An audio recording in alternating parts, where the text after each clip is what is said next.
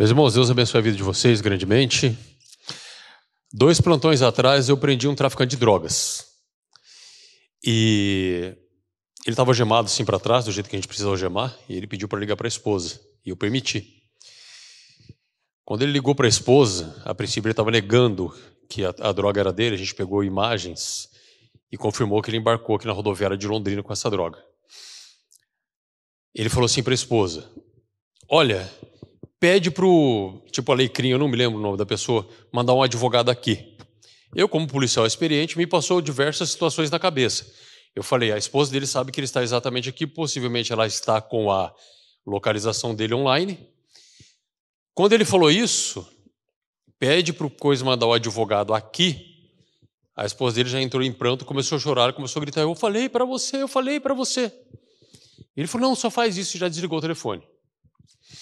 Eu entreguei ele na delegacia, né?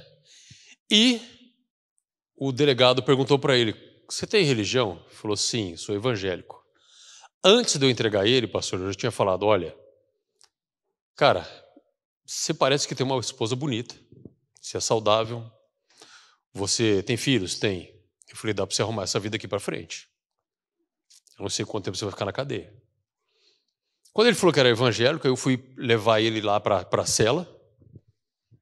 E eu falei, escuta, o cara cheio de tatuagem, estava com um daqueles negocinhos de usar cigarro eletrônico. Eu falei, escuta, você conhece a palavra, cara?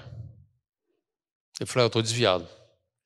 Eu falei assim, às vezes, Deus precisa dar uma chapuletada em umas pessoas para se voltar para Cristo. Se envolveu com droga, não interessa ser traficante, se você está usando, a perdição é certa. É certa. Eu sou policial há 26 anos e eu combato tráfico de drogas. Já vi um monte de gente com a vida perdida, mães e pais chorando a perda dos filhos. E daí, pessoal, o que vocês acharam desse negócio aí? Qual que é a análise de vocês? Não precisa falar todo mundo junto, não.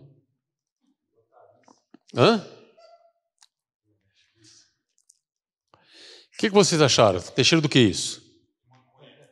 Maconha. Tem cheiro de maconha mesmo? Na minha concepção tem fedor de maconha, porque esse negócio fede. Essa semana eu peguei aquela substância base que tem um THC mais forte. E ele é muito fedido mesmo. O cheiro é muito característico. Você vai ficando próximo assim, que teu estômago começa a embrulhar mesmo. Tem gente que acha que maconha não faz mal. A maconha é a porta de entrada das drogas. Isso é fato. Tá? Eu estudo esse tema aqui. E tem gente que começa na maconha, depois vai ficar só na maconha. Pessoal, a gente sempre tem que ter por base, tudo que a gente vai fazer, a Bíblia. O que a Bíblia fala? Não ande segundo o conselho do ímpio. Você está andando. Não se detenha na roda dos pecadores. E não se assente junto com os escarnecedores, que é o pior que tem. É a gente que escarnece a palavra de Deus, certo? A pessoa começa na maconha, depois ela para no grupinho de drogados, obviamente que haverão outras drogas, e vai para a sarjeta. Vai. É inevitável. Mesmo na maconha. Eu conheço... Conseguiu? Tá. Eu conheço uma pessoa importante na cidade de Londrina, e ela me falou o seguinte, o meu filho é maconheiro faz 15 anos. Ele estava fazendo faculdade de engenharia na UEL, ele não conseguiu passar mais no curso, começou a ficar bobo por causa da maconha, ele virou entregador do Uber Eats e está desse jeito faz um bom tempo. O pastor viu ele. Ele não usa outra droga, usa só maconha. Mesmo assim, está com a vida patinando, que não para. E aí, Marquinhos? Tá bom. Meus irmãos, eu vou começar a ler aqui, daí o Marquinhos já vai para a segunda parte. O que eu quero falar para você é o seguinte. A gente vai conversar aqui hoje uma linguagem de adultos, não tem criança aqui, não tem adolescente, apesar que está transmitindo aqui. Eu, enquanto cristão, não falo palavrão mesmo, certo? Eventualmente, quando a gente está muito doido lá, cada 2 anos solta uma palavra meio torta assim.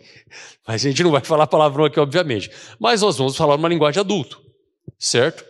Por exemplo, quando a gente fala, eu faço palestras sobre prevenção à pedofilia. E os pais têm o costume de inventar nome para órgão genital. Órgão genital foi Deus que inventou. Vagina é vagina e pênis é pênis. Aí o pessoal coloca tudo quanto é nome na vagina e tudo quanto é nome no pênis. Mas cabeça chama de cabeça, mão chama de mão, orelha de orelha. Deus criou tudo isso, não é verdade? Então a gente vai ficar sem melindres aqui e entendam o que nós estamos falando aqui sobre drogas, tá? Só que eu tenho que ter um raciocínio lógico e sequencial, tudo baseado na palavra de Deus. Passa aí, primeiro Marquinhos. Quem que fez a primeira bomba atômica? Quem? Quem que inventou esse negócio? Quem que fez? Você assistiu o filme esses dias, né? E daí? Você assistiu o filme, não assistiu? Bom, demorou bastante tempo para fazer, foram diversos físicos que estavam fazendo, que eles queriam fazer a bomba antes da União Soviética, não é? Construíram uma cidade, inúmeras pessoas, demorou bastante tempo para conseguir construir a primeira bomba atômica. É isso, foi eles que fizeram a primeira bomba atômica. Certeza? Eu vou desmentir tudo isso agora. Vamos lá. Passa aí, Marquinhos. Alguém lê para mim?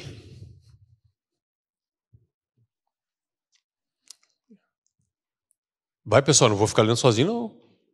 Quem lê? Eu vou ler aqui para... Lê, pastor. Ficar Começa. Encontravam-se ali 6 jarros de pedra que eram utilizados para cerimônias de purificação dos judeus e que levavam entre 75 a 115 litros cada. Jesus disse aos criados que os enchessem até em cima com água. Feito isto, ordenou: tirem algum e levem-no ao mestre de cerimônias, e assim o fizeram. Quando este provou a água transformada em vinho, e não sabendo qual a sua origem, embora os criados soubessem, chamou o noivo. É costume do dono da casa gastar primeiro o melhor vinho e depois, quando todos já se fartaram, apresentar o vinho inferior. Mas vocês guardaram o melhor para o fim. A primeira bomba atômica do planeta Terra foi feita pelo Senhor Jesus Cristo, e vocês não têm ideia da potência dessa bomba. O pessoal fala, o primeiro milagre de Jesus ele transformou água em vinho. Só fala isso e fala em 2, 3 segundos. Vocês não têm ideia da complexidade e da energia que aconteceu nessa transformação. Passa aí, Marquinhos, por gentileza. O que é a água? H2O, não é? O H é o hidrogênio, que é o átomo mais abundante no universo, o átomo mais simples. E o oxigênio, ele tem bastante, eu acho que 21% da atmosfera é feito de oxigênio, que são 8 prótons, tá? 8 elétrons, 8 nêutrons. Essa é a composição da água. Jesus transformou isso daí em vinho. Sabe quantas moléculas existem no vinho? Ô, Santão, você está falando de drogas ou você está falando da aula de física aqui? Lembra que eu falei, eu preciso de um raciocínio lógico sequencial. O vinho é uma bebida extremamente complexa e contém milhares de moléculas diferentes. Passa lá, Marquinho. Que variam conforme a uva, o solo, o clima, o processo de fermentação e o envelhecimento. Ele tem álcool, açúcares, ácidos orgânicos, compostos aromáticos, fenóis, minerais, sais, proteínas, vitaminas e compostos sulfurosos. Pessoal, se a gente fosse colocar aqui só o tipo de molécula que tem no vinho, para vocês entenderem o que Jesus Cristo fez naquela transformação ali, a gente ia gastar 1 mês só nisso daí. Passa, Marquinhos, por favor. Muito bem, voltando lá no filme, eles fizeram todo aquele complexo industrial, cálculos diversos, testes, e construíram uma bomba atômica. E durante a Segunda Guerra Mundial, eles soltaram em Hiroshima e Nagasaki.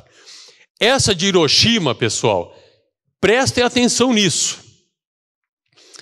A bomba de Hiroshima, 700 gramas de urânio 235 enriquecido, a única parte que fez realmente a fissão nuclear foi menos de 1 grama. Vocês estão entendendo? De 0,6 a 0,7 gramas realmente que os átomos eles se quebraram, e aquela equação lá do Einstein, que é E igual mc elevado ao quadrado, energia é igual massa versus velocidade ao quadrado. Quando um átomo é quebrado, essa partícula ela viaja quase na velocidade da luz. Então ele calcula a energia é igual a massa 235 vezes 300 mil vezes 300 mil. Essa é a energia que foi dissipada. Daí você calcula isso vezes 0,7 gramas e calcula a quantidade de átomo que tem em 0,7 gramas. Isso foi suficiente para matar 70 mil pessoas de forma instantânea, desintegradas. Agora, olha o que Jesus Cristo fez. Olha o poder que o Deus Criador do universo, que se fez carne, fez dentro de uns potes. Olha o que ele fez. Ele transformou de 468 a 702 litros. A bomba atômica de Jesus Cristo era cerca de 1.002 vezes, 1.002.850 vezes mais energia do que a bomba atômica do filme que a gente viu. Dá para matar 70 bilhões de pessoas. 10 vezes. Quase 10 vezes a quantidade de gente que vive no planeta Terra hoje. Isso é um milagrezinho que Jesus fez, transformando água em vinho. Vocês já pensaram nisso? Já? Você já pensou, né? Você pensou isso quando? Ah, ele fez isso também? Eu não sabia não, mas tudo bem. Meu irmão, o poder do Senhor Jesus Cristo, ele é imensurável. Ele é imensurável. Ninguém consegue compreender isso. Vamos lá. Passa aí, Marquinhos, por favor. Nós temos que entender o poder de Jesus Cristo na vida das pessoas, inclusive na parte física e química, para entender o que ele faz com uma pessoa que esteve em estado de drogadição. Pastor, até que hora que a gente vai? Então tá bom. Tá bom? Agora, a gente vai começar a entrar nas drogas. A gente já entendeu o poder de Jesus Cristo, aquilo que ele fez, um único milagre, que se ele tivesse deixado explodir esse negócio, o planeta Terra já não existia mais, não existia nem o sistema solar, eu acho. E tem muita gente que às vezes duvida do poder do Senhor Jesus Cristo para salvar as pessoas. Porque a gente tem uma fé muito fraca. Muito fraca. É muito esquisito aquela pessoa falar assim, eu tenho bastante fé. Tem que ter fé. Se a nossa fé fosse do tamanho de um grão mostarda, a gente falava para o monte assim, ó, pula daqui, vai lá para o mar, ele iria. Pessoal, o que é isso daí? O que é esse negócio? Hã? O que é esse negócio? Uma luzinha bonitinha. Alguém fala para mim o que é isso aí?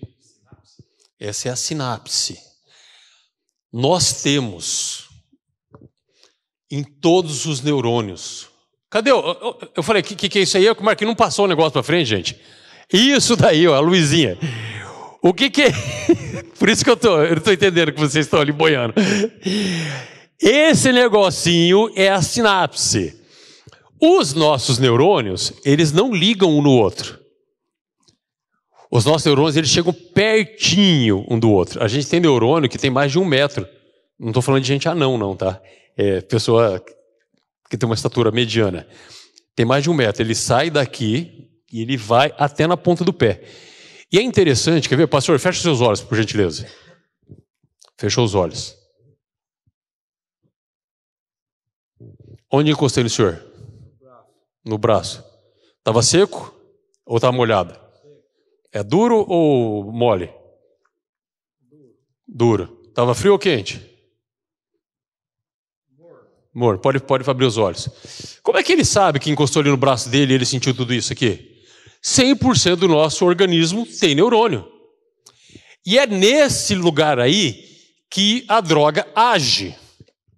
É neste lugar especificamente, nessa fenda sináptica, que é uma coisa microscópica, aonde o THC vai agir lá na pessoa, aonde a cocaína vai agir, aonde o êxtase vai agir, aonde as drogas sintéticas vão agir. Só nesse pedacinho de coisa aqui. E qual que é? Como que a droga age nesse local? Marquinho, passa aí para mim. Agora você, meu irmão, lê isso para mim, por gentileza. Um neurônio pode ter um número variável de sinapses, desde centenas até milhares ou até mesmo centenas de milhares. O número exato depende do tipo de neurônio e da sua localização no cérebro. Estima-se que o cérebro humano tenha cerca de 100 bilhões de neurônios, com cada um deles formando entre 1.000 e várias centenas de milhares de sinapses. Você imagina 100 bilhões de neurônios vezes centenas de milhares de sinapses, vezes 200 mil. E a droga age nesses espaços. O que a droga faz nesses espaços? Passa aí, Marquinhos. Ela faz uma alteração de humor, de sensação e principalmente de prazer. Agora eu vou precisar fazer uma pergunta para vocês, tá? E vocês vão ter que responder. Vou dar 2 minutinhos para vocês se reunirem em grupo de 4 pessoas. Qual que é o maior prazer que você já teve na sua vida? Ou o que te dá prazer, tá? Então se reúnem em grupo de... Vamos fazer 3 grupos aqui, a gente está em pouca gente. Se reúnem em 3 grupos aí, discutam entre vocês, 3 minutinhos. Ó, qual é o maior prazer que você já teve na sua vida e o que te dá prazer?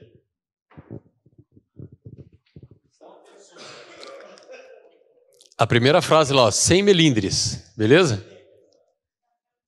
Pessoal, a maior parte das pessoas que a gente conversa, elas acham que sim, o auge do prazer é a relação sexual, o orgasmo e tal. E você tem viagens, você tem comidas, você tem experiências, como por exemplo o nascimento do filho. Eu tive as 4 maiores experiências que eu tive na minha vida. Primeiro foi encontrar o Senhor Jesus Cristo, e na verdade ele que me encontrou quando eu tinha 13 anos de idade, quando eu vi minha esposa entrando na igreja, e quando eu peguei minha filha pela primeira vez, quando eu vi o meu filho, a cabeça dele para fora, porque na minha filha eu não tive coragem de ver o parto, não. Aí, quando meu filho foi nascer, aí o médico me puxou e falou, não, você vai ver. Aí a hora que ele cortou a arroz assim, foi cesárea, né? Eu vi a cabeça dele também. É uma coisa espetacular, é uma experiência inesquecível. Muito bem. O que acontece? Cadê minha mochila? Lá naquela sinapse, nós temos a fenda sináptica, certo? E daí, quando você vai viajar, abre sua mão aí. Você sente esse prazer aqui, ó. E aí esse neurônio dando uma noradrenalina, epinefrina, tudo quanto é coisa ali, diversas substâncias naquela mão. Ah, mas você comeu uma feijoada. Ele dá isso aqui, ó. Você consegue segurar isso aí? Segura aí, vamos ver. Segura. Levanta a mão. Não caiu não, né? Muito bem. Nossa, aquele dia eu comecei a elogiar minha mulher de manhã, falar que ela era bonita, que ela estava cheirosa, e não sei o quê, e tal. Chegou de noite, nossa. Aí foi isso aqui de prazer. Segurei. Levanta lá. Caiu? Não. Aí você acabou se envolvendo com drogas. O que acontece? A droga chegou em você, deu isso aí, deu mais isso daqui, entendeu? Deu mais bala, deu chiclete, deu pendrive, deu mais bala, deu fio, tudo. Segura isso aí, levanta a mão. Já começou a cair. Você está conseguindo segurar isso aí? Não tem jeito, né? Isso é o que acontece na fenda sináptica. Ele vai jogar tudo quanto é tipo de substância, algumas para deixar você mais farol baixo, assim, entendeu? Para você esquecer dos problemas. Outras para você ficar eufórico. Outras para você ter coragem e tal.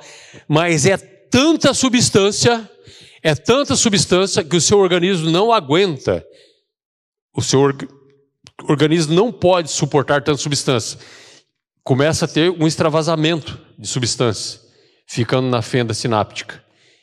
E o seu organismo é inteligente, porque o Deus Altíssimo nos fez inteligente, e ele começa a controlar você mesmo. Ele começa a diminuir o neurônio que está mandando as substâncias para lá, certo? Ao mesmo tempo que aquele outro neurônio que está recebendo demais, como ele recebe demais, não pode ficar ali na fenda sináptica, ele faz o quê? Ele começa a ter mais receptores. E você começa a ter uma alteração física no teu organismo. Gente, eu atendi uma mulher lá na Câmara de Vereadores, eu chorei. Ela me mostrou fotos de uma criança dependente química, de uma mulher que está caída no crack, e essa criança, ela viveu 10 meses. Eu não posso falar que aquilo é vida. Ela não escutava, ela não enxergava, mas quando as enfermeiras faziam carinho nela, ela respondia de alguma forma, e ela tinha crise de abstinência, porque o organismo dela, enquanto estava se desenvolvendo,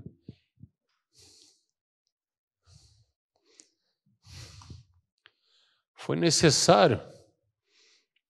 Ela recebeu um monte de droga. E a gente tem esses problemas na sociedade, que às vezes eu recebo gente lá para tentar tratar, para legislar nesse sentido. E eu vejo essas coisas e eu vejo a destruição que a droga faz, sabe? Não é fácil para mim, porque eu não gosto de ver sofrimento de criança. E aquela mulher desesperada, ela falou assim, olha, a mãe deu à luz lá, abandonou aquela criança e a gente cuidou dela. E eu ia adotar ele para mim, eu ia levar para minha casa para eu cuidar. Você viu o amor daquela enfermeira? Daí ele morreu e ela começou a chorar. E ela foi no meu gabinete e falou assim, Antão, você tem que fazer alguma coisa. Você tem que legislar para essas mulheres aí não poder engravidar mais. Para essas mulheres terem que sofrer algum tipo de laqueadura, algo nesse sentido. Eu estou estudando como que eu vou conseguir fazer isso. O sofrimento das drogas, pessoal, ele é terrível. É terrível. Tem muito... Eu fico assim, às vezes vendo um relato de um pai e uma mãe que às vezes criou o filho dentro da igreja e eles se envolveram sexualmente e engravidaram de forma precoce antes de casar. E às vezes as pessoas têm uma lamúria muito grande. E às vezes eu vejo esses testemunhos, tal, mas eu fico pensando assim, gente, e depois até casaram essas pessoas, né? Eu fico pensando, não é vontade de Deus que elas se envolvam com o pecado, mas é o início da vida, não é o início da morte. A droga, a doença sexual da promiscuidade é o início da morte. A gente tem que entender o que a droga faz na vida das pessoas, e Deus seja louvado pela tua vida, meu irmão, que Ele te resgatou. Quase todos vão para a vala. Quase todos. Por que a gente está falando de prazer? Os pais ensinam errado. Droga não presta. Meus irmãos, eu saí um dia lá da Câmara de Vereadores, pastor, e um pastor me chamou para eu ir falar em uma... Eu acho que você estava comigo, Alexandre? Você estava comigo aquele dia que a gente foi falar com os caras tudo bandido lá ou não? É. A hora que eu cheguei para falar, o pastor já falou assim, esse aqui é o Santão, ele é vereador, ele é policial rodoviário federal. Só tinha bandido, cara com tatuagem de carpa, de matador de policial, assim, que os caras ficaram assim, ó. Né? Só que a palavra de Deus era espetacular, era maravilhosa, e eu comecei a falar o seguinte, ó, o Elon Musk, que é o cara mais rico do mundo, a pessoa mais inteligente do planeta Terra, a mais bonita, a mais famosa, não se compara àquele ladrão da cruz. Porque aquele ladrão da cruz, ele estava ao lado do Senhor Jesus Cristo, ele aceitou o Senhor Jesus Cristo como Salvador, e o Senhor Jesus Cristo falou para ele, você vai estar comigo no reino dos céus. Então não interessa o que você já fez na sua vida, porque aquele ladrão nunca fez nada de bom, ele foi para a cruz com todos os pecados, e lá na cruz, onde ele não podia descer, ele não podia fazer nada, ele foi salvo. A galera saiu de lá, eu estava saindo de lá, estava tudo amigão meu já. É a palavra de Deus, tá entendendo? Nesse dia, o cara falou para mim, ó, sem melindres. Ele falou, ó, se você pegar 20 paniquete pelada, desculpa eu falar isso, meus irmãos, tá? Mas é o jeito que ele falou. E colocar na frente de um cara e colocar uma pedra de crack, ele fala, eu quero a pedra de crack. Eu não consigo entender que prazer é esse que uma droga consegue levar na cabeça da pessoa. E eu já conversei com pessoas que foram viciadas em crack, que eu falei assim, o que acontece quando você usa pedra? Ele falou assim, eu fico numa euforia e eu tenho medo, eu tenho alucinação e tal. Eu fico assim, mas medo? Que negócio mais esquisito, o cara usa aquele treco para ficar com medo. Só que as pessoas fazem isso também. Você vai no parque de diversão rodar numa montanha-russa, o que você sente naquela porcaria lá? Enjoo, você começa a vomitar, né? Vomita na sua mulher que está do seu lado, do seu marido e tal. E você tem o quê? Medo. Com adrenalina. Entendeu? E é daquele jeito que eu falei, ó, se joga, vem um monte. Só que o seu organismo, ele começa a se adaptar e cada vez mais ele vai se proteger. Porque você não foi projetado para receber tanta substância de prazer desse jeito. Deus sabe dessas coisas. E um dia uma mulher pegou e falou assim para mim, se Deus fez essa plantinha tão maravilhosa, eu comecei a pensar, será que ele fez na criação ou depois quando ele falou assim, ó, a terra vai dar abrolhos e espinhos? Eu realmente não sei, certo? Mas é de se pensar isso. Os pais ensinam errados. Lê para mim, meu irmão, por favor. Pais ensinam errado. As drogas causam alterações físico-químicas nas sinapses, interferindo diretamente na comunicação entre os neurônios, principalmente afetando a liberação e a captação, a degradação e a reciclagem dos neurotransmissores. Efeitos a longo prazo, desregulação permanente dos sistemas sinápticos, redução da produção natural de neurotransmissores, alterações morfológicas em neurônios, atrofia, morte celular, tolerância, necessidade de dose maior e dependência química. Você veja que é um processo. Os seus neurônios vão se modificando nas sinapses, o que recebe, o que doa, para ele se proteger, vai dando alteração morfológica nas sinapses, até levar a pessoa a ter uma dependência química. Por quê? Se você usa uma pedra de crack hoje, a primeira vez, você vai ter uma explosão de euforia, de todos esses sentimentos aí que... Você já usou crack também, irmão? Não. Tá. Na segunda vez, ele vai ter um efeito, a mesma quantidade vai ter um efeito um pouco menor. Na terceira vez menos, você vai ter que usar cada vez mais. Cada vez mais. Eu passei por isso porque eu tinha muita enxaqueca e eu comecei a usar lisador, não.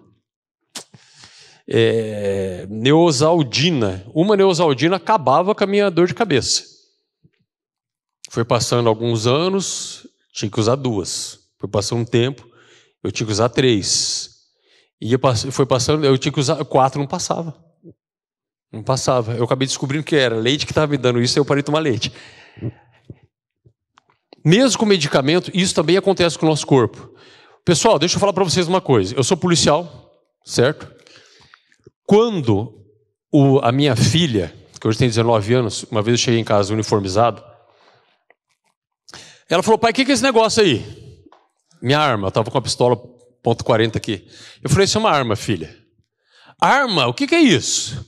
Eu falei, o que o papai é? Policial. O que o policial faz? O policial combate crime, pega os bandidos, prende e tal. Eu falei, então, os bandidos têm arma. Eu falei assim, aí eu peguei a minha pistola, eu desmontei ela com todo o cuidado possível, obviamente, certo? Aí eu peguei e comecei a explicar para minha filha. Eu falei, filha, isso aqui é uma munição, ó. Isso aqui fica dentro da arma.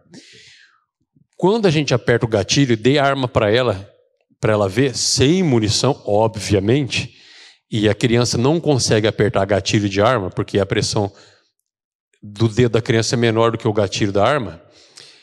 Eu falei, quando aperta isso daqui, bate aqui atrás e esse pedaço de ferro vai. Aí eu fiz assim nela. Tá machucando, filha? Tá. Só que isso aqui vai tão rápido que se ela pegar na pessoa, ela entra e mata. Que é a munição da arma. Expliquei para ela, deixei ela pegar. Ela mexeu, eu desmontei a arma, mostrei que era munição e tal. Acabou a curiosidade. O Santão está falando que a gente vai pegar, usar cocaína, crack, maconha com nossos filhos para experimentar, para eles para ter curiosidade. Não. Não. Eu não estou mostrando a arma para vocês, que eu estou mostrando só a munição, certo? Quando eu estou em alguns eventos, churrasco, deixa eu guardar aqui, pessoal.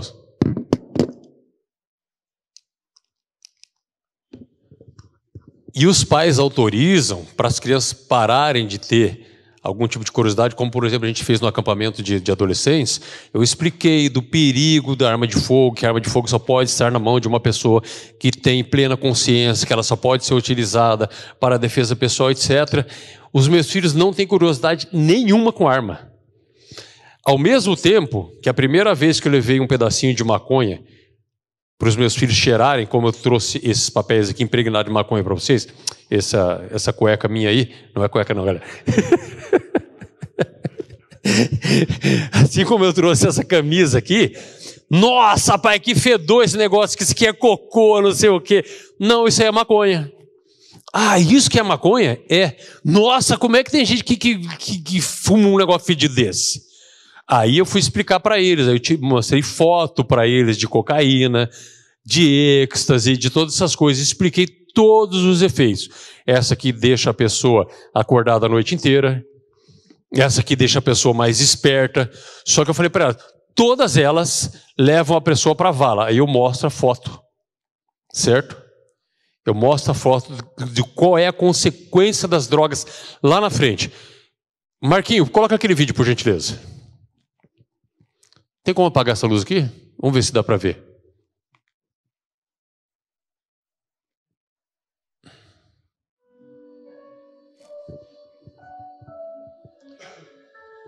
Traduzindo ali, ó, pandemia, espiral das drogas, fora de controle na Filadélfia, por causa o uso do fentanil torna as pessoas zumbis nas ruas.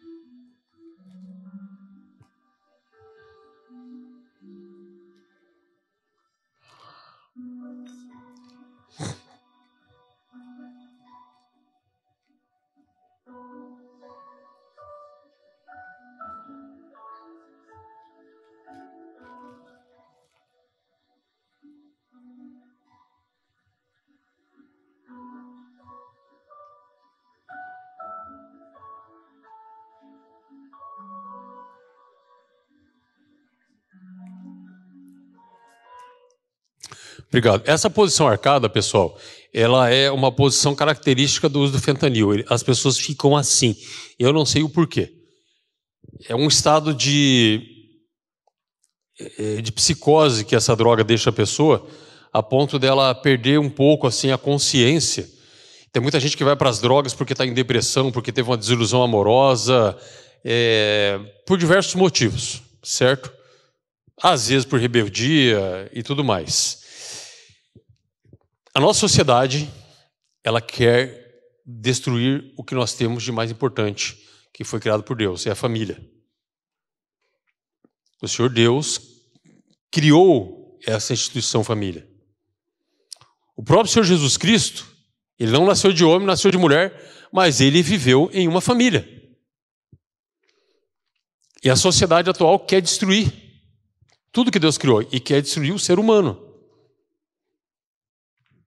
Jesus Cristo morreu na cruz pelos seres humanos.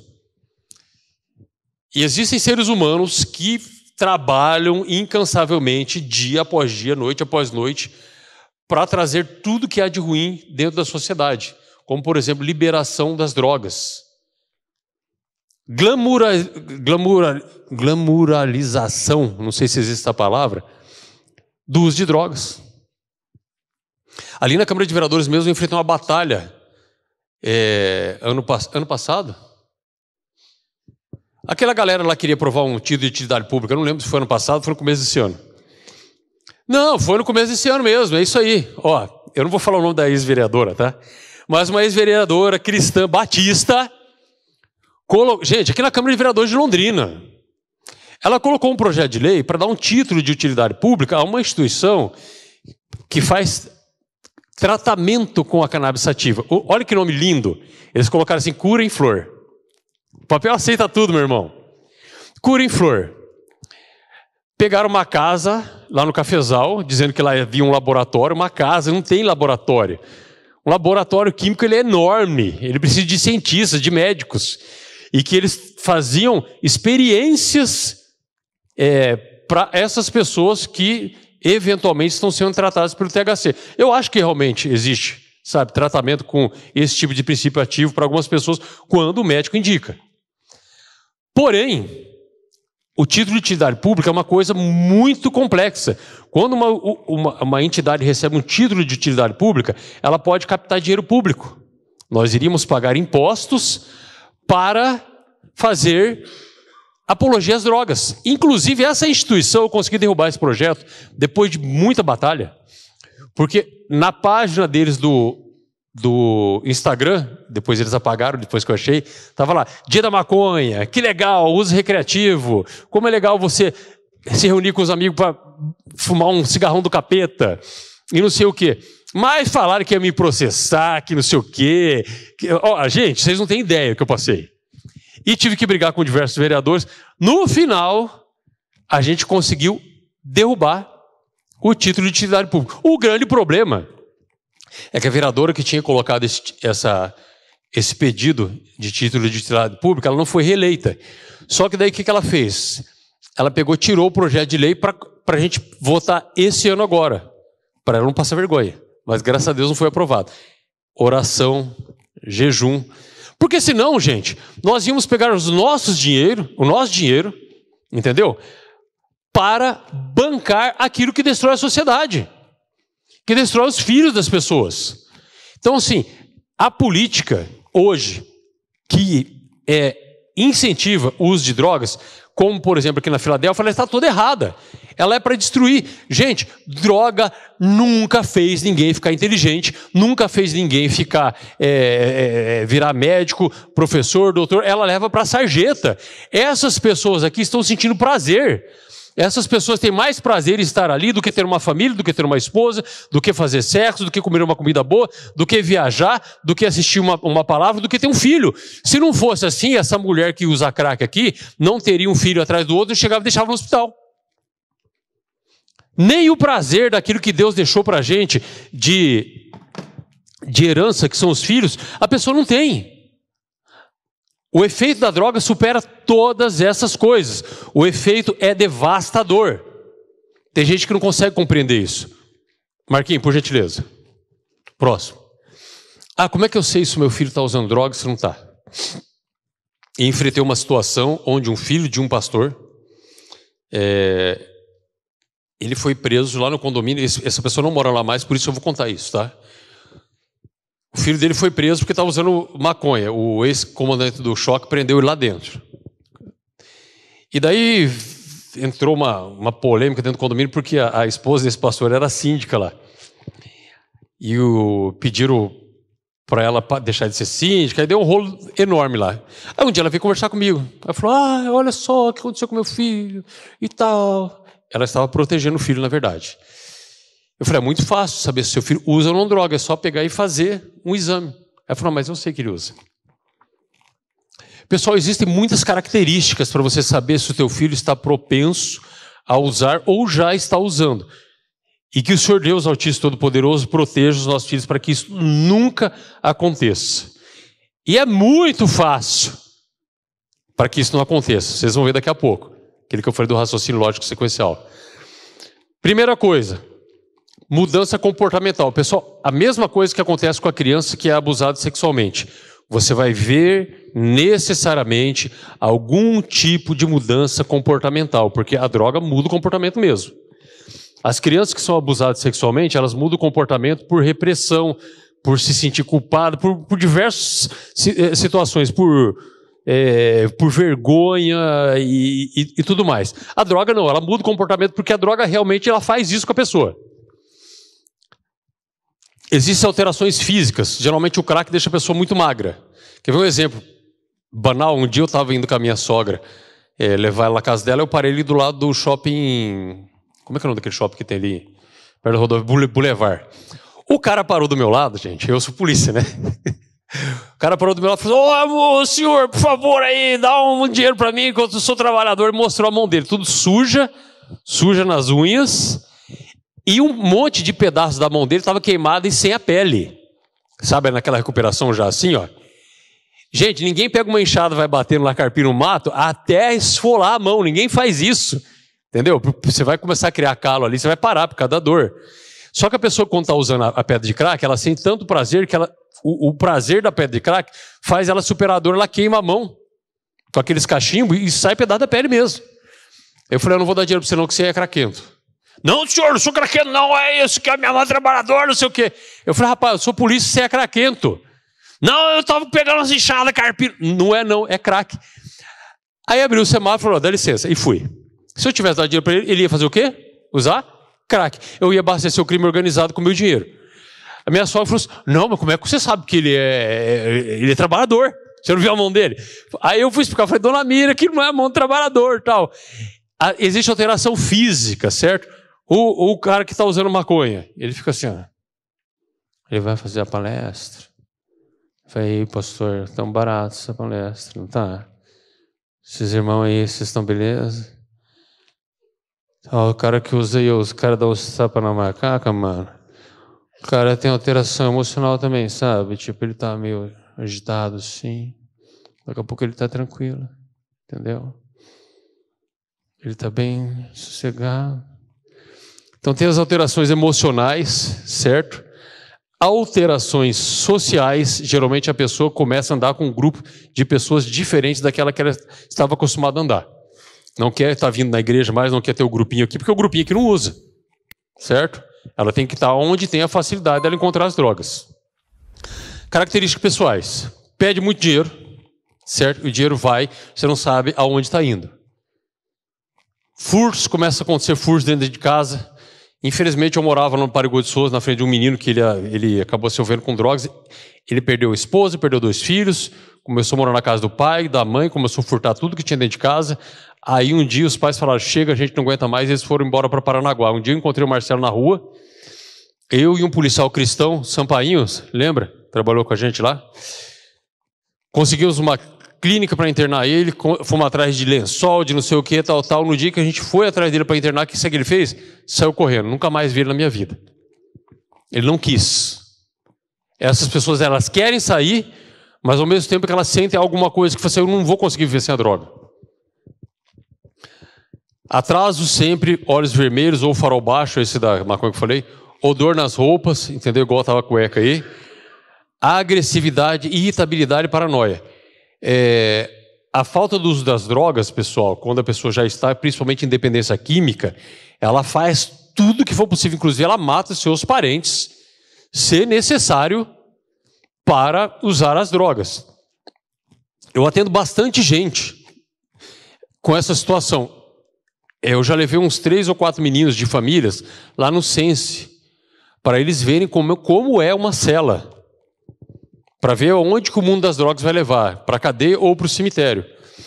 Quando não tem resultado algum, e eu já estou vendo que o negócio está feio, por exemplo, esse dia teve uma situação de um menino adotivo, eu falei: ó, você vai ter que escolher entre a sua vida e a vida da sua mãe, ou desse menino aí que você adotou, filho do seu amigo.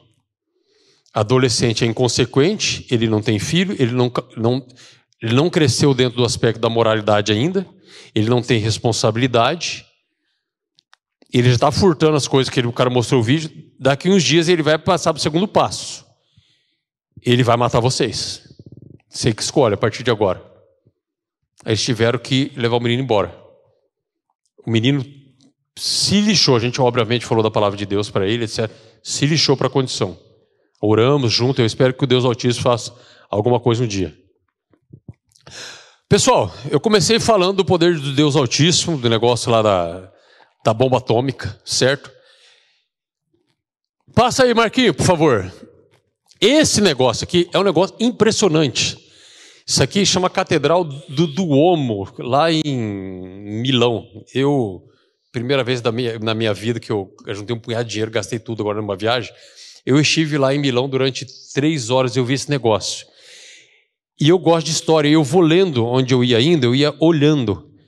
Isso aqui é tudo granito branco, mármore, um negócio espetacular, enorme.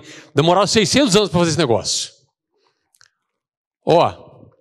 Os homens gastaram bilhões de dólares, fizeram uma cidade, diversos cientistas, construíram casa, gastaram concreto, e engenheiro para desenhar as casas, não sei o quê. Isso daqui demoraram 600 anos. O Senhor Jesus Cristo, com a palavra dele, falou assim, haja luz. Meu Deus do céu, dá para comparar? A gente vê um treco desse aqui, pastor, a gente acha impressionante, fala assim, é muito bonito, é legal pra caramba. Espetacular. Não existe nada no Brasil igual esse treco. Aí eu comecei a pensar isso e o Senhor Deus falou assim, e as coisas que eu fiz? Haja as plantas, haja não sei o que, tá tudo pronto. Haja as estrelas, haja os luminares, haja o céu aqui para dia e de noite, tudo pronto.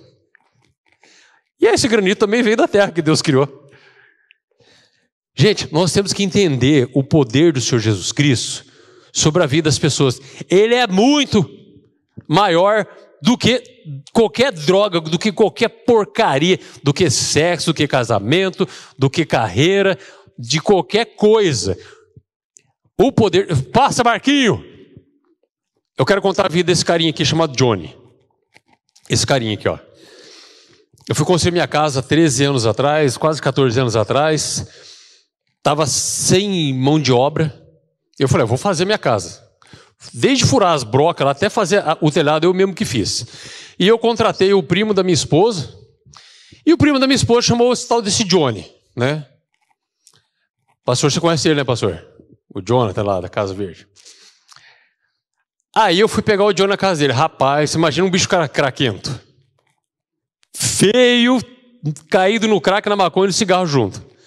Aí o Johnny, primeiro que o primo da minha esposa falou assim, aonde que a gente vai trabalhar lá, na casa do cara lá? É um policial. Falei, mas eu não vou trabalhar na casa de polícia, mas tá doido que eu vou trabalhar na casa de polícia? A polícia já fez eu comer fezes, a polícia já passou com moto em cima de mim. Pergunta pro Johnny hoje se ele gosta de polícia. O que Jesus Cristo fez na vida dele? Não, aquele policial é um policial legal. Vamos lá. É Deus, gente. Deus, ele sabe todas as coisas. O Johnny foi trabalhar com a gente. Passou uma semana, o Johnny falou assim, ô Santão, você é crente, não é não, cara? Eu falei, eu sou, o que é esse negócio de crente que você está falando? Eu não sei direito não, aí eu comecei, Bíblia. Crente, tem gente que acha que crente é isso, tem gente que acha que crente é aquilo, mas, cara, o negócio é ser cristão, acreditar em Jesus Cristo, porque Jesus Cristo morreu na cruz por nós, e não sei o que e tal. E o Johnny, de uma situação que ele, com 6 anos de idade, saiu de casa porque ele apanhava, porque ele tinha que ir para as ruas, pedir dinheiro para levar para a mãe e para o padrasto. Com 7 anos de idade, uma criancinha, o Johnny já estava viciado no crack. Ele começou a trabalhar em casa com 25 anos.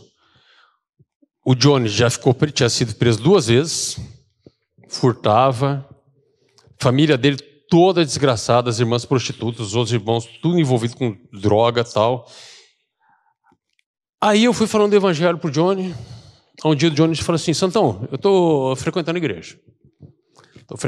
Vou batizar. Eu falei, aleluia, Johnny, que bênção, que bênção. Eu parei de usar o crack. Nossa, Johnny, que bênção. O Johnny ia para casa, eu ia para a Polícia Rodoviária Federal, tirar plantão de 24 horas, nunca roubou um prego sequer. Um dia o Johnny chega e fala assim, Santão, você sabia que eu era drogado, né, cara? Eu falei, sabia? Então por que você ia ficar me pegando lá? Eu falei, não, cara, porque Deus tem um propósito na tua vida. Cara, você sabia que eu usava crack e usava maconha também? Eu falei, maconha não, mas o crack... Não, eu parei de usar maconha também. Que benção, Johnny, que benção. Aí o Johnny fumando, né? E fuma, e vai lá em casa, fuma um dia. Ele conversou comigo tem 1 mês, mais ou menos. Ele falou assim, Santão, você sabia que um dia você falou assim, você falou que ia você comprar não sei o que lá, e daí eu fui dar o dinheiro para você, falou, compra um cigarro lá para mim. Eu falei, não, Johnny, não vou comprar cigarro para você não. com esse dinheiro que você compra cigarro aí, você pode comprar camiseta para você, pode comprar isso, pode comprar aquilo outro e tal. Aí ele falou assim, daquele dia em diante eu não quis fumar também mais. Apesar de que eu achei que o Johnny tinha parado de fumar, porque teve um irmão da igreja batista do bairro Aeroporto que foi trabalhar comigo, e um dia o Johnny, a gente conversando de evangelho lá, a gente orava antes de construir a casa, e o Johnny falou assim, eu consegui largar da maconha, eu consegui largar do crack e tal, e eu não consegui entender aquilo, Deus, mas eu não consegui largar do cigarro. Aí o irmão pegou e falou da palavra de Deus também do jeito dele. Ele falou assim, você não consegue porque você é um bicho sem vergonha, porque Deus é todo poderoso, ele já fez você largar diz daquilo, 8 cigarros, você não larga, rapaz, se você é vergonha. Eu sei que o Johnny parou de usar o cigarro. O Johnny é uma bênção, cara. O Johnny prega o evangelho para as pessoas que estão hoje na situação de drogadição. Aí que eu vou falar para vocês o milagre do Deus Altíssimo. Passa aí. O Deus Altíssimo é uma bênção na vida do Johnny, do João, da Maria, do José, eu e você. Como é que é o seu nome, irmão? Do Gabriel. Toda aquela condição da sinapse do Johnny, que desde os 7 anos de idade até os 27, durante 18 anos, que foi modificada, quando o Senhor Jesus Cristo entrou na vida dele, foi feita uma alteração físico-química dentro do corpo do Johnny, como foi feito na vida do Gabriel, que ele falou, cara, eu não sinto mais prazer usando crack. Vocês estão conseguindo compreender esse milagre? É um milagre. Por isso que o Gabriel falou uma coisa séria que eu ia falar aqui. Clínica de recuperação drogado não recupera ninguém, gente. O cara vai e volta, cai de novo, vai até morrer. Vai até para valer. Quem que aceitou o Senhor Jesus Cristo? Que voltou? Não volta. O prazer em ter Cristo é muito maior do que qualquer coisa. É muito maior. Pessoas que eram prostitutas, pessoas que estavam no álcool, pessoas que estavam nas drogas, pessoas que eram envolvidas com a criminalidade, pessoas que eram como eu não estava envolvido com nada, mas também estava perdido. Se aos 13 anos de idade não tivesse escutado um pastor falar da palavra de Deus e eu não tivesse conhecido o Senhor Jesus Cristo, estava perdido do meu jeito. Estava perdido na pior droga que existe, que chama santão, que sou eu mesmo. A pior droga que tem não é o crack não, meu irmão, é nós. O Senhor Deus tem que fazer um milagre na nossa vida para fazer uma alteração química na gente, para livrar a gente da gente mesmo. Estamos quase terminando, eu preciso ler isso aqui. Jó. Havia um homem na terra de Uz, cujo nome era Jó. E este homem, ele era íntegro, reto e temente a Deus e se desviava do mal. Galera, o povão aí fora não quer se desviar do mal, não. Eu vou falar do meu pai aqui. Quando eu falei que ia casar, meu pai falou, você vai casar por quê, moleque? Você tem... Eu ia falar qual a palavra que ele falou, mas não pode. Você tem que... Em todas as mulheres que você conseguir de casar. Eu já era cristão, eu falei, não, eu quero ter um compromisso sério, eu quero casar com uma pessoa, eu quero construir família. O mundão aí fora está caidão no pecado. Por que nós aqui nos desviamos do mal? Porque a gente sabe que é mal, porque o Espírito Santo está falando para a gente. Bom, Jó era um homem que se desviava do mal. E nasceram-lhe 7 filhos e 3 filhas. Vocês estão aqui, nesse grupo de pais e adolescentes, porque vocês têm o quê? Filhos. Jó também tinha filhos. Como que a gente tem que tratar os nossos filhos? E o seu gado era de 7.000 ovelhas, 3.000 camelos, 500 juntas de bois e 500 jumentas. Eram também muitíssimos os servos e seus serviços, de maneira que este homem era o maior de todos do Oriente. Pessoal, hoje eu estou no meu cargo de policial rodoviário federal e vereador. Quando eu era só PRF, eu tinha uma vida muito sossegada, tranquila. O pessoal falava para mim, vamos para tal local? Eu só olhava ali o dia que estava a minha escala e falei, vamos. Eu não tinha compromisso nenhum quase. Agora que eu estou no meu cargo de vereador, eu tenho uma agenda super lotada. Quanto mais afazeres você tem, e principalmente as pessoas ricas, elas devem ter uma agenda muito, muito, muito lotada. E ele era o cara mais rico do Oriente. Está falando aqui a palavra de Deus. Agora veja só a preocupação de Jó e como ele tratava os filhos dele. E iam seus filhos à casa uns dos outros. Gente, isso aqui é agregação familiar. As famílias estão destruídas hoje. Por que os filhos visitavam um aos outros? Quem que ensinou isso a eles? Certamente foi o pai e a mãe, de respeitarem-se enquanto famílias. E faziam banquetes, cada um por sua vez. Hoje eu estive no velório de um pastor amigo meu, que ele foi meu pastor na Igreja Batista do Bairro Aeroporto, e eu fui líder de jovem adolescente dos 2 filhos dele, e eu fui líder de jovem adolescente junto com a minha esposa, da menina que casou com um filho deles.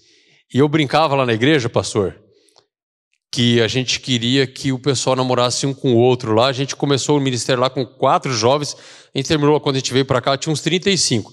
Eu acho que deu 4 casalzinhos lá. E a gente sempre brincava, vamos ficar juntos na palavra de Deus, da mesma forma que a gente precisa estar juntos aqui enquanto irmãos em Cristo, da mesma forma que as famílias têm que estar juntas, para que a gente não ande segundo o conselho dos ímpios. Vamos continuar. E os seus filhos, os filhos de Jó, iam na casa um dos outros e faziam banquete, cada um por sua vez. Mandavam convidar as suas 3 irmãs e comeram e beberam com eles. Aí vai vendo Jó, um homem super ocupado. O que Jó fazia? Sucedia, pois, que decorrido o turno de dias de seus banquetes, enviava Jó e os santificava. E se levantava de madrugada e oferecia holocaustos, segundo o número de todos eles, porque dizia Jó: porventura pecaram meus filhos e amaldiçoaram a Deus em seu coração. Assim fazia Jó continuamente. Pessoal, essa aqui é a preocupação de um pai que tem seus filhos ensinados no caminho do Senhor, agir de forma certa e pensando, mesmo que meus filhos tenham pecado no coração, e muito provavelmente eles já eram casados, inclusive, porque chamavam um nas casas dos outros, eles já moravam fora. Mesmo com tudo isso, Jó ainda se preocupava com os filhos. E ele fazia aquilo que era costume na época, de fazer a remissão dos pecados através do sacrifício, porque sem sangue não há remissão dos pecados. E Jesus Cristo derramou o sangue dele por nós, pela remissão dos nossos pecados. Por isso, gente, que a gente tem que gastar tempo para instruir os nossos filhos. A gente tem que gastar tempo. Não pode deixar os filhos viver a bel prazer ao rolé, não. Porque se a gente não instruir, se a gente não falar para eles assim, é bom estar em comunhão com os irmãos, entre os irmãos da igreja, eles vão ser instruídos por alguém, né? Quem que chegou e ofereceu droga para você pela primeira vez? Pseudo-amigos. Ah, meu avô, eu com 10 anos fui pescar com ele e me deu pinga. O vô dele deu pinga para ele com 10 anos. Gente, o álcool também é um tipo de droga, tá? É uma droga lícita, entendeu? Leva para a valeta do mesmo jeito, destrói do mesmo jeito. Se você tivesse um avô cristão, ele não teria te oferecido isso. Tá? Certamente não. Sim?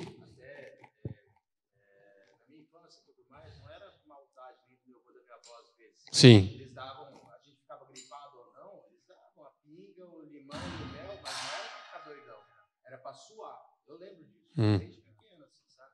Às vezes não Entendi. Entendi.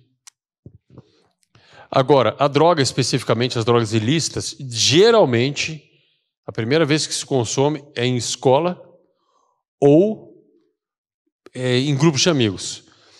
A semana passada eu estava na escola do Colégio da Polícia Militar, veio um deputado aqui visitar e a gente conseguiu uma verba lá, e tinha uma mulher lá, uma mulher rica daqui da cidade de Londrina. E ela estava lá e ela falou assim, eu quero colocar minha filha nessa escola aqui. Eu falei, mas por quê? Ela falou assim, eu estudava em São Paulo, uma escola super rica lá, e quando eu tinha 14 anos eu comecei a fumar porque o meu professor me deu cigarro a primeira vez. Olha a situação, né? Ela não fuma mais, mas ela lembra disso até hoje, que o cara que ofereceu o cigarro para ela, lá um adulto, levou ela a um caminho ruim. E ela não quer isso para as filhas dela hoje. Então, pessoal, o que Jó fazia? Jó ensinava os filhos dele. Passa, Marquinho, para mim. Marquinho. Passa aí. Jó ensinava os filhos dele. O que nós temos que ensinar para os nossos filhos é isso aqui, ó. Estou terminando. Uma vez, uma pessoa falou para mim assim: eu não estou indo na igreja mais não. Estou decepcionada. O pastor lá isso, o pastor aquilo outro. Eu falei, que bênção. Como assim que bênção que você fala um negócio desse? Nossa, você está decepcionado com o pastor? Ele falou, tô, não sei o quê, e começou a... Que bênção. Não, como é que você está falando de que bênção de um negócio desse? Eu falei, você tem que se decepcionar com o pastor, com o padre, com o papa, com o presidente, com o vereador, com a tua mulher, com o teu esposo, com o teu vizinho, com o teu carro, com a tua casa. Você tem que se decepcionar tudo para você olhar para a cruz, que lá na cruz não tem decepção. É o único local que qualquer ser humano pode olhar que não tem decepção. O Senhor Jesus Cristo levou todos os nossos pecados, todas as nossas transgressões lá por amor, só por isso. Porque Ele é dono de todo o poder. Ele não precisa desses bichos que nós somos aqui, não. Esses lixos que a gente é. Ele fez isso por amor. E é esse amor que você tem que falar para o teu filho e para a tua filha e ensinar a todo momento. Porque se ele tiver Cristo, ele não vai para as drogas. Ele não vai para vício nenhum. O Senhor Jesus Cristo é a solução para qualquer coisa em nossa vida. E mesmo que, se algum dia você conhecer uma pessoa que tenha caído, a única solução para essa pessoa definitiva e verdadeira é o Senhor Jesus Cristo. Para terminar, eu também considero que eu já tive muitos prazeres na vida. Mas por umas 2, 3 ou 4 vezes eu louvei o Senhor de uma forma que não tem como explicar. Parecia que eu não estava aqui no planeta Terra mais, parecia que eu estava flutuando. Eu acho que é aquilo que se chama de entronizado, pastor. Esse foi o maior prazer que eu senti na minha vida. Eu não sei como é que vai ser o céu. Cara, mas eu acho que esse negócio que eu senti deve ser 1 bilhão de vezes maior do que você fumar umas 100 pedras de crack junto. Cara, que coisa mais fantástica do planeta Terra. Eu não sei se alguém já sentiu isso. Mas é ilógico, é irracional. Eu não tenho como explicar lógico, né? Mas é você estar na presença de Deus. É você estar aos pés de Cristo. Que o Deus Altíssimo nos abençoe e nos guarde para que a gente possa falar da palavra dele para as pessoas, para que elas possam sentir o prazer de ter Cristo como Senhor e Salvador. Em nome de Jesus. Amém.